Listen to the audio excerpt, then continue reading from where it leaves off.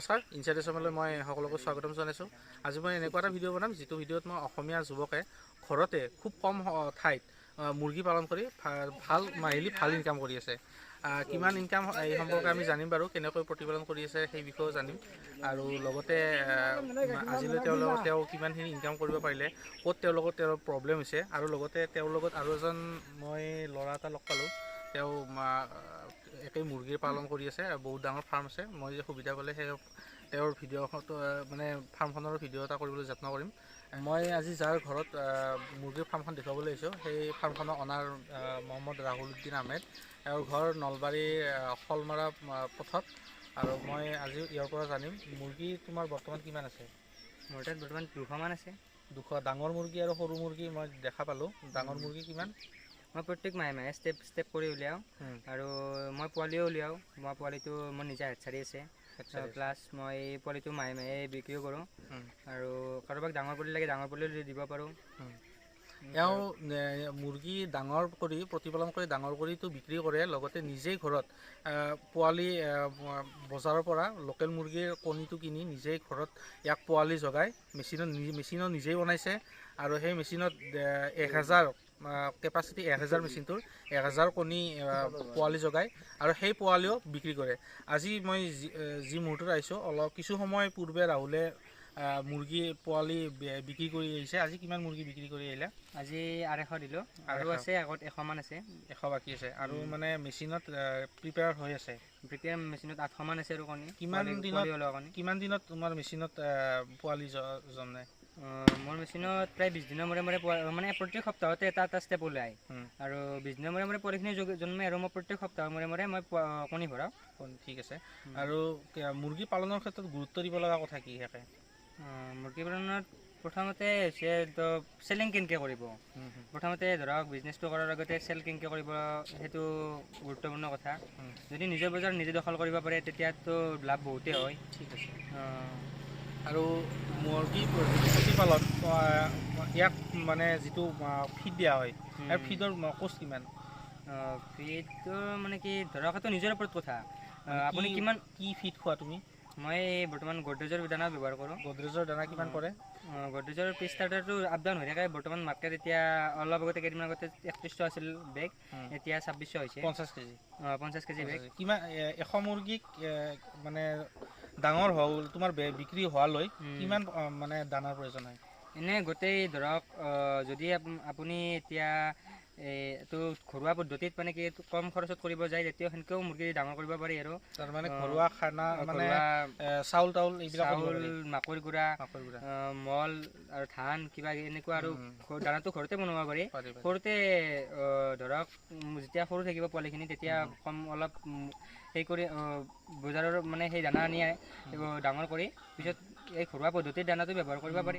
মোৰ লগত আছে বৰ্তমান ৰাহুল, আৰু ৰাহুলৰ বন্ধু আজি কুদ্দুছ আহমেদ, খগৰাপাৰৰ। আহা তুমি। এওঁ বহুত ডাঙৰ ফাৰ্ম এখন আছে। মই এইমাত্ৰ জানিলোঁ ৰাহুলৰ বন্ধু।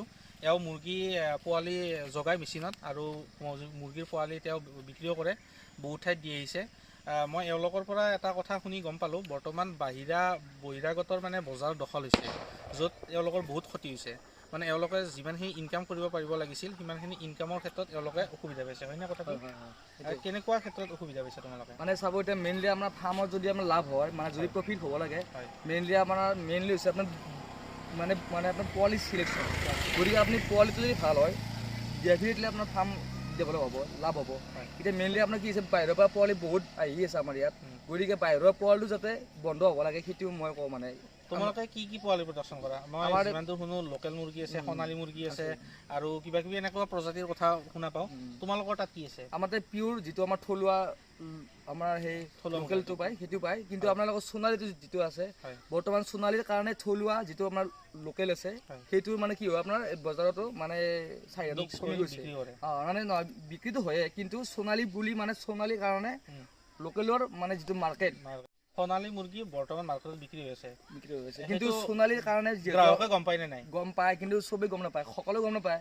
কিন্তু যিখিনি গম পায় সেইখিনি গমেই পায়। কিন্তু এতিয়া মেইনলি তাত এটা প্ৰব্লেম এটা হৈছে যে বেপাৰীবোৰে যিবোৰ বেপাৰী আছে সেইবোৰে কি কৰে আপোনাৰ যিটো আমাৰ থলুৱা লোকেল তাকো মানে সোণালী বুলি কৈ আমাৰ মানে আমাৰ ফাৰ্মাৰৰ পৰা কম দামত ক্ৰয় কৰিব খোজে যাৰ পৰা আমাৰ ফাৰ্মাৰখিনি কি হয় লাভৱান নহয় গতিকে মই আপোনালোকক এইটোৱে কওঁ মানে যিবোৰে ভিডিঅ'টো চাই আছে মই আপোনালোকক কৈ দিওঁ আপোনালোকে যদি ফাৰ্ম কৰে তেন্তে আপোনালোকে নিশ্চয় আপোনালোকে কি কৰিব যে বেপাৰীক কোনো ধৰণৰ কেয়াৰ নকৰিব আপোনালোকে যদি পাৰে নিজে আপোনালোকে লাজ নকৰি ভয় নকৰি আপোনালোকে বেপাৰ দখল বজাৰত যাওক আপোনালোকে বজাৰ দখল কৰক তেতিয়া আপোনালোকৰ ফাৰ্মৰ বহুত লাভ বহুত ভাল কথা কৈছে এইটো কথাই মই ক'ব খুজিছিলোঁ যদিহে বহুতে মই লকডাউনৰ পৰা শুনিছোঁ বহুতে মুৰ্গীৰ ফাৰ্মত মানে আৰম্ভ কৰিছে কিন্তু ফাৰ্ম কৰি তেওঁলোকে লাভৱান হ'ব পৰা নাই ৰাহুলক দেখুৱালোঁ ৰাহুলে কোনো ধৰণৰ বহুত ডাঙৰ ফাৰ্মৰ আৰম্ভণি কৰা নাই নিজৰ ঘৰতে সৰু ঠাইত কম ঠাইত মানে ফাৰ্মখন ষ্টাৰ্ট কৰিছে মুৰ্গী প্ৰতিপালন কৰিছে আৰু মাহিলী ইনকাম কৰি আছে ঠিক সেইদৰে কুদ্দুছে কম ঠাইতে আৰম্ভ কৰিছিল কিন্তু আজি তেওঁৰ বহুত ডাঙৰ ফাৰ্ম আছে এদিন মই